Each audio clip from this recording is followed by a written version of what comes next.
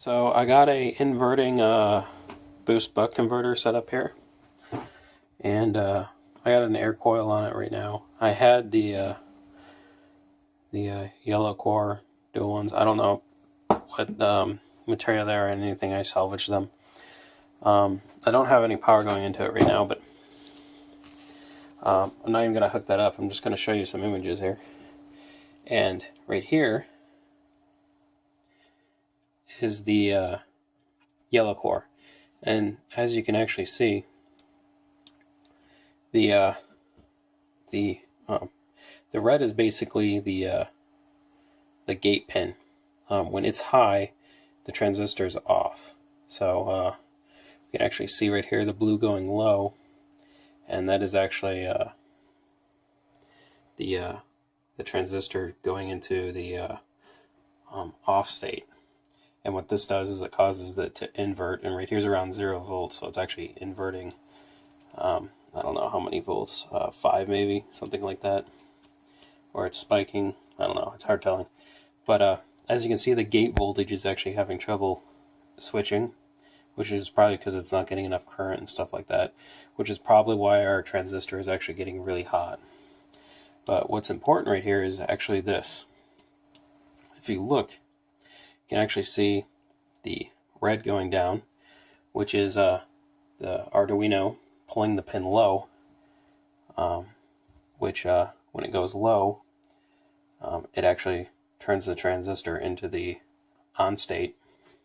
So the transistor turns on, the voltage actually goes positive, but it's got a diode that keeps it from flowing backwards or whatever. So this ends up becoming the output, the negative output, the inverted output, and this is just flowing to the ground. But if you look, you can actually see it going up. It's going along, and then as you can see, you see this knee type curve. The voltage drops off.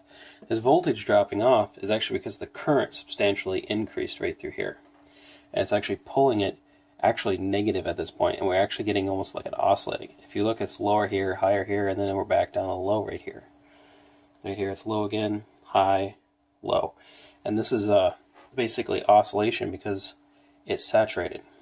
It's saturated right around here. It couldn't handle being on that long, and it basically saturated.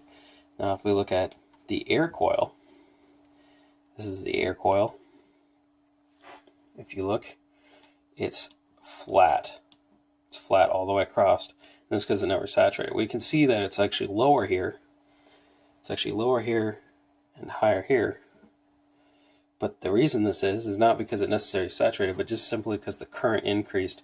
We're actually having a larger voltage drop through our system when we're measuring it. And that's because we're actually doing quite a bit of current by here. And then the transistor's switching to the off position, and the inductor's doing its thing, and we're actually getting a pretty big spike here of voltage. And that spike right there, that big spike, is probably actually because the diode hadn't actually switched yet. It's actually still in the off position, so the voltage is climbing and climbing and climbing until it finally opens and allows the electricity to pour into the capacitor. And as you can see, there's actually some slow kind of switching, because this is only switching at like 30,000 hertz, and for it to take this long to turn on and off, it's not all that good. But that's probably because we're doing it with an Arduino, and the transistor probably doesn't like the small amounts of voltage that we're actually switching it with. This should be a schematic of the circuit that I built, only this isn't the values that I'm using. I got different inductors in there. I think I even got a different transistor in there. But as you can see, what happens is the switch basically it's pulled low, right? Because it's a P channel. Current flows to the ground, and what happens is this is basically high, and it doesn't want to flow to the output because here's higher than there, and the diode doesn't want to flow that way. Alright, so it doesn't flow that way. And we have positive actually here. Notice ground, but positive is actually right there. Ground, positive. That's because we're actually going to have a negative output here, because when the switch is off, It wants to keep current flowing from this end of the coil to here. It wants to keep it flowing. Alright? Well, to do this, it actually takes it through here. This opens and it pulls current through here, pulling the output low and actually raising this here, because it actually wants to keep and continue that going through the coil. So this is essentially what we're doing. And what it does, it takes a little bit of time for the diode to switch. So we'll actually see a fairly high spike in voltage on there, especially with slower diodes. And this is the transistor, and we're actually measuring right here, and then right here for the ground. Alright, those are the two places we're measuring. And then the gate, which is right here.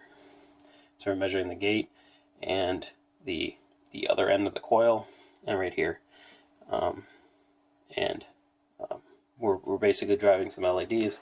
I'm going to show you the LEDs that we're driving. I'm going to flip this stuff on so you can actually see it. We got 0 voltage on it here now, and this is actually hooked up to the LEDs, and you can actually see the probes right here. I'm going to power it up. Hold on. Oh, all right. So we're getting 2.76 volts, and this is on the air coil, and we got probably 3 watts of electricity going in there. We're giving it about 3.3 and almost 2 amps. And what will happen is the transistor will actually get way too hot. It's already kind of a little bit warm. It's definitely not cool. Like, I touched the board, it feels cool. It now feels warm. That's because this is actually quite resistive. It's probably because of how long it's taken to turn it on and off. This is actually the diode. It's got 2 diodes in it, and we have our air coil inductor on here. And let me remove some of these so you can actually see what's going on here. I'm trying to do this all through looking through the camera, but I actually got some screw terminals on here so I can swap that out. I got some pins there so they can pull out the output. This can be removed. I got this hair out of here, but if you look, I got a diode right here. I can actually remove that pin and actually have a diode on the output right there. I was just doing some experimenting with that just for fun, but we can actually look at the bottom of this. This is how the wiring is on the bottom. If I can get it to focus. There it is. And these look like they're connected, but there's actually a teeny tiny capacitor right there. Hold on.